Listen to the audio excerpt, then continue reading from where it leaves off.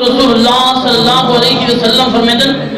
مجتمع قوم فی بیت من بیوت اللہ یتلون کتاب اللہ ویتدارسونہ بینہم الا نزلت علیہم السکینہ وغشیتہم الرحمہ وحفتہم الملائکہ وذکرہم اللہ فی من عندہ۔ امام الانبیاء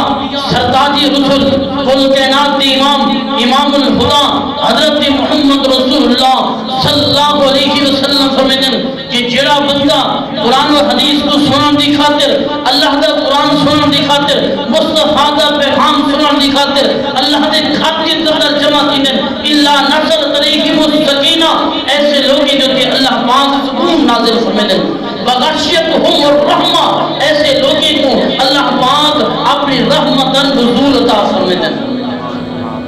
وذاکرہم اللہ فی من عندہ، اور انہیں لوگی دا تذکرہ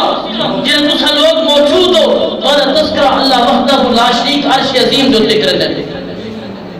تسا پریشان نہ تھی ہو، خوشی دا اظہار کرو، تسا خوش قسمت اور سعادت والے لوگ ہو کہ اللہ وحدہ لا شریک نے تو کو اپنے گھر کے اندر آنے کی توفیق عطا فرمائی ہے۔ صرف سعادت نہیں بلکہ توجہ تذکرہ اللہ وحدہ لا شریک عرش عظیم جو ذکر ہے بیٹھو سے لوگوں عام سی بات ہے دنیا دے عہدیدار